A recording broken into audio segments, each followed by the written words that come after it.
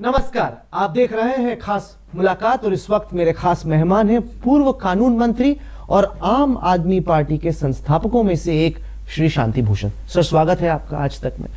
आपने एक बयान दिया, बड़ा विवाद बवाल खड़ा हुआ उस पे। आपने कहा कि किरण बेदी का बीजेपी में आना एक मास्टर स्ट्रोक है। इस फैसले को आप मास्टर स्ट्रोक क्यों मानते हैं सर? मास्टर स्ट्रोक इसलिए है कि बीजेपी ने ये समझ लिया उनके पास कोई और चेहरा नहीं है जिसके ऊपर दिल्ली की जनता विश्वास करेगी कि ये ईमानदारी की सरकार देंगी। उन्होंने देखा कि किरण बेदी जो क्रूसेडर रही हैं अगेंस्ट करप्शन और अन्ना आंदोलन का एक पार्ट रही हैं, बहुत इम्पोर्टेंट महत्वपूर्ण रोल उन्होंने उसमें अदा किया है। इनमें जनता दिल्ली की जनता विश्वास कर सकती है कि अगर ये मुख्यमंत्री बनी तो ये एक ईमानदार सरकार देंगी। इस बात को समझ लेना और इम्प्लीमेंट कर देना, अपने लोकल लीडर्स को ओवरलुक कर देना, ये मास्टर स्ट्रोक नहीं तो क्या है? आपको मैं लगता ये है? भी कहता हूं कि ये अन्ना आंदोलन की भी जीत है कि अन्ना आंदोलन का इतना असर पड़ा सारे देश में कि बीजेपी को भी एक पार्टी के बाहर के जने को लाके अपने मुख्यमंत्री का कैंडिडेट बनाना। आपको लगता है कि किरण बेदी में वो मादा है, वो दम है कि वो दिल्ली के लिए एक अच्छी चीफ मिनिस्टर बन पाए? हाँ, ये तो मुझे लगता है कि वो अच्छी चीफ मिनिस्टर बन सकती हैं। देखिए, एज ए पुलिस ऑफिसर इनका ट्रैक रिकॉर्ड बड़ी ईमानदारी का था।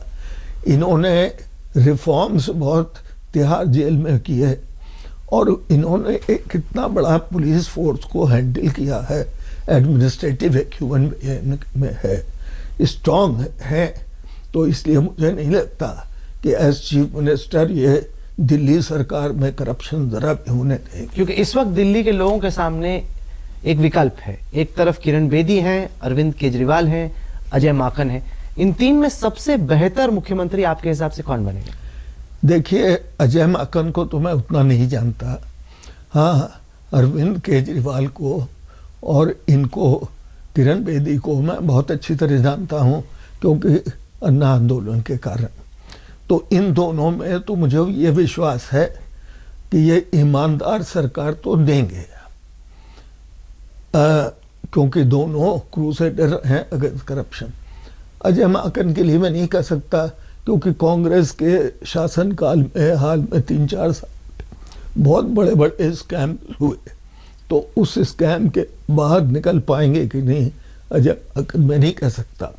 जहां तक होशियारी का सवाल है, तीनों बहुत इंटेलिजेंट। 1 2 3 बताइए। अच्छा, 1 2 3 तो मेरा असेसमेंट है उसके हिसाब से किरण बेदी को मैं, in spite of the fact कि बीजेपी में आने, देखिए बीजेपी के खिलाफ हमारी कंप्लेंट्स हैं, इसलिए मैं पूछ रहा हूँ सीएम बेस्ट कौन? सीएम तो इन सर्कमस्टांसेस में मुझे लगता है किरण बेदी ही बेस्ट होंगी। किरण बेदी 1। नंबर 2 पे कौन आएगा? नंबर 2 पे बड़ा मुश्किल है कहना। अरविंद हो सकता है, होशियारी में शायद अजय माकन बेटर सूझबूझ, एडमिनिस्ट्रेटिव एक्सपीरियंस भी है उनका। अगर वो अपने को कांग्रेस का करप्ट कल्चर से ऊपर उठा सके तो अच्छे मुख्यमंत्री। तो 1 बेदी, 2 माकन, 3 केजरीवाल। केजरीवाल 3 पे क्यों? देखिए, केजरीवाल, अगर पिछले साल आपने मुझसे ये सवाल पूछा होता तो मैं केजरीवाल को नंबर 1 पे रखता। इस बार 3 पे क्यों? लेकिन केजरीवाल लगता है कि रास्ते से भटक गए। हम लोगों ने ये पार्टी बनाई थी, इसलिए बनाई थी कि बीजेपी में भी दोष है। बीजेपी में दोष ये है कि वो कम्युनल एस्पेक्ट को भुला नहीं पाते हैं, बार बार ऐसी बात करते हैं अगेंस्ट मुस्लिम्स, और उनको रोक भी नहीं पाती है लीडरशिप। ये मेरी शिकायत बीजेपी से है, जो बहुत वाजिब है। अब जैसे आरएसएस है, आरएसएस में कुछ बात अच्छी है, ये बात अच्छी है कि वो सिंपल लिविंग, हाई थिंकिंग को प्रमोट करते हैं, लेकिन ये बात खराब है जब वो एंटी मुस्लिम बात करते हैं। केजरीवाल 3 पे क्यों?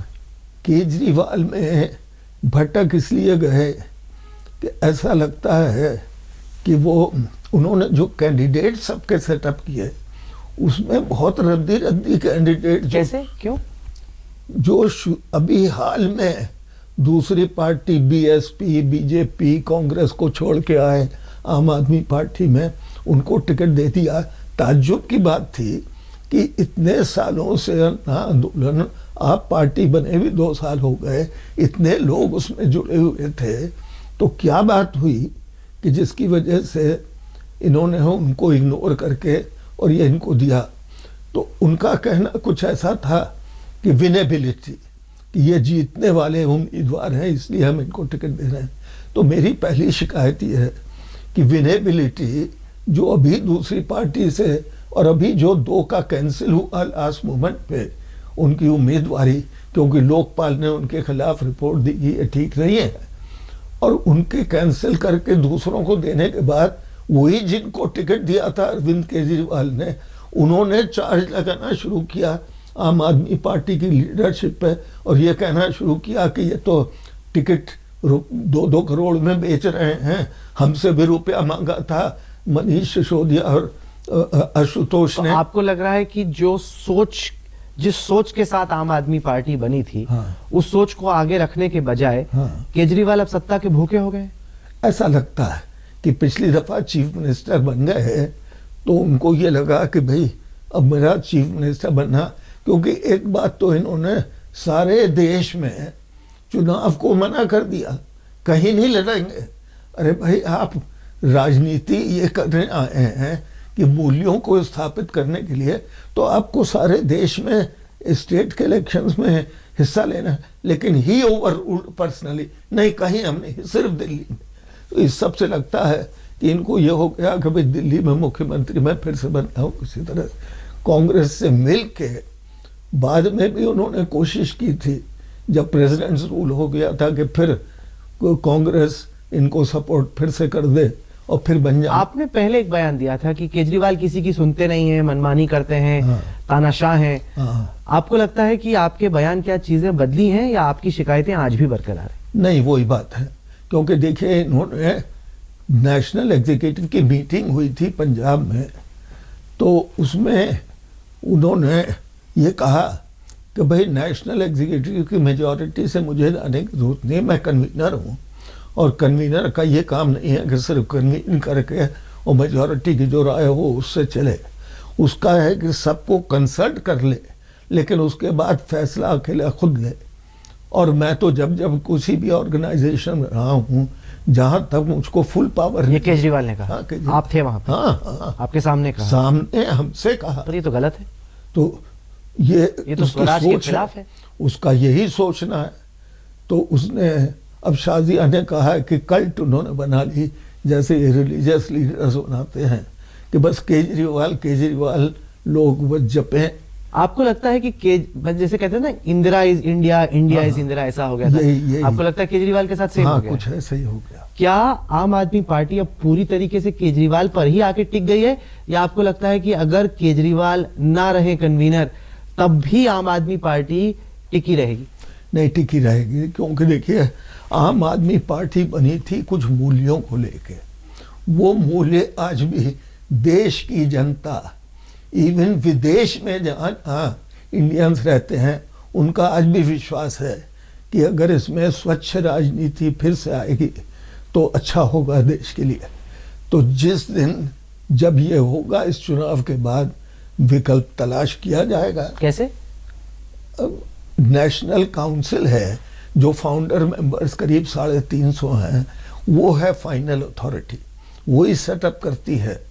तो वो अभी तक कोई इलेक्टेड बॉडीज नहीं है, तो नेशनल काउंसिल की मीटिंग होगी और उस नेशनल काउंसिल को ही अथॉरिटी है नेशनल एग्जीक्यूटिव बनाए, कन्वीनर बनाए। तो आपको लगता है इस नेशनल काउंसिल के लिए जरूरी है ये सोचना कि क्या केजरीवाल को बदलने का वक्त आ गया? हाँ। क्यों? जरूर, इसीलिए कि जो अगर रास्ते से भटक गया तो उसको बड़ा मुश्किल है फिर से रास्ते पे लाना। हाँ, फिर से रास्ते पे अगर आ जाएं और ये बात सब माने कि नहीं, पर आपको लगता है कि नेशनल काउंसिल के जो ज्यादातर लोग हैं उनकी राय वही है जो शांति भूषण की है कि केजरीवाल को बदलने की जरूरत? विश्वास नहीं, मैं पूछ रहा हूँ अभी केजरीवाल को चुनाव के बाद आप कह रहे हैं, लेकिन जब ये प्रश्न आएगा, नहीं, वही मैं पूछ रहा हूँ कि ये क्या केवल इकलौती आप ही की राय है या आपको लगता है कि नेशनल काउंसिल में ऐसे और भी लोग हैं जिन्हें लगता है कि जो खामियों की गिनती आप कर रहे हैं उसके काफी चलते लोग हैं केजरीवाल को बदलने की जरूरत? मेरी राय में काफी लोग इस विचार के हैं कि जो मानते हैं कि वो गलत रास्ते पे चले गए, लेकिन अब साहब जब तक मीटिंग ना हो तब तक नहीं, पर कुछ लोग कहेंगे कि केजरीवाल ना हुआ तो आम आदमी पार्टी टूट जाएगी। कुछ लोगों का ऐसा विश्वास है। आपका नहीं? नहीं, हमारा नहीं। आपको लगता है कि टिकी रहेगी पार्टी? बिल्कुल रहेगी। जब तक ये आइडिया, देखिए आइडिया चीज को चलाता है, आइडिया जो है वो मरता नहीं है। जब तक वो आइडिया है उसमें कुछ भी लोग उस आइडिया को बिलीव करने वाले होंगे, वो आइडिया मिल। पर मुझे ये बताइए, आप किरण बेदी को मास्टर स्ट्रोक बता रहे हैं, आप कह रहे हैं कि नेशनल काउंसिल की मीटिंग होनी चाहिए रिजल्ट्स के बाद, जिसमें चर्चा होनी चाहिए कि क्या केजरीवाल को हटाने का वक्त आ गया है। अभी भी आप आम आदमी पार्टी के सबसे बड़े डोनर हैं, सबसे ज्यादा पैसा आप ही देते हैं, फाउंडिंग फादर्स में से आप हैं, तो क्यों जुड़े हुए हैं आप आदमी पार्टी? नहीं, देखिए हम उस आइडिया से भी हमेशा जुड़े रहेंगे। आम आदमी पार्टी का जो जिस इंटेंशन से वो बनी थी, जिस ऑब्जेक्टिव के लिए बनी थी, और बहुत हद तक उसने पूरा भी किया, आज उसका इम्पैक्ट है, जिसकी वजह से बीजेपी को मुख्यमंत्री पद के लिए किरण बेदी को लाना पड़ा, जो अन्ना आंदोलन का हिस्सा थी। आपके बेटे प्रशांत भूषण आपकी राय से इत्तेफाक नहीं रखते, काफी नाराज हैं वो कि आप इस तरह के इंटरव्यू दे रहे हैं, आपके खिलाफ बोल रहे हैं, केजरीवाल के खिलाफ हो सकता है। देखिए बहुत सी बातों में मैं प्रशांत भूषण और मुझ में राय में फर्क होता है, बहुत सारी बातों में नहीं। पर आपको लगता है कि जो राय आप दे रहे हैं, क्या वो इकलौती आप ही की राय है, या कुछ हद तक रास्ते से भटकने की जो बात आप कर रहे हैं, कल्ट और कोटरी की जो बात कर रहे हैं, इससे प्रशांत भी इत्तेफाक रखते हैं? वो काफी लोग इंक्लूडिंग प्रशांत भी शायद इत्तेफाक रखते हैं कि पार्टी भटक रही है, रास्ते भटक रही। ऐसी चर्चा हुई है आपकी उनसे, पर वो बोलते नहीं है। हाँ, अब वो नेशनल एग्जीक्यूटिव के मेंबर हैं, पॉलिटिकल अफेयर्स कमेटी के मेंबर, पर आजकल ज्यादा पॉलिटिक्स कर नहीं रहे, अपनी वकालत पे उनका ध्यान है। ठीक है, वो इसलिए क्योंकि तो निराश है, परेशान है। उनका शायद ऐसा मानना है कि क्योंकि मैं इन कमिटीज का मेंबर हूं तो मुझको पार्टी के खिलाफ कुछ, पर वो मन ही मन आपके हिसाब से वो भी परेशान है, पर मन ही मन आपके हिसाब से वो भी परेशान है। चलिए, आप हमेशा बेबाकी से अपनी बात रखते हैं, ये चिंता नहीं करते कि उस बात का क्या परिणाम हो, क्या उसका। देखिए, मैं तो जब लॉ मिनिस्टर था, ऑल्दो मिसेस गांधी मेरी ही वजह से हारी थी इलेक्शन पिटीशन में, लेकिन फिर भी एज लॉ मिनिस्टर जब चौधरी चरण सिंह ने सीबीआई से एक चार्जशीट भिजवाई जीप केस में उनके खिलाफ, तो मैंने लॉ सेक्रेटरी को ओवर रूल करके 4 पेज का नोट उनके फेवर में लिखा था, और ये कह के कि ये इतना बिल्कुल कॉकनबिल स्टोरी की बनाई है सीबीआई ने, ये कहीं कोर्ट में नहीं चल सकता। तो क्योंकि मैं ईमानदारी से फील करता था कि जो बात सही है वो लोगों को कहनी चाहिए और करनी चाहिए, देश का भला इसमें। अगर हर आदमी जहां भी बैठा है वो अपनी कॉन्शियंस को कंसल्ट करके और सही बात बोले, सही बात करे, तो देश कहाँ पहुंचे। चलिए शांति भूषण जी, आपने हमें वक्त दिया, इसके लिए आपका बहुत बहुत शुक्रिया। तो ये थी शांति भूषण से आज की खास मुलाकात। देश और दुनिया की बाकी खबरों के लिए आप देखते रहिए आज तक।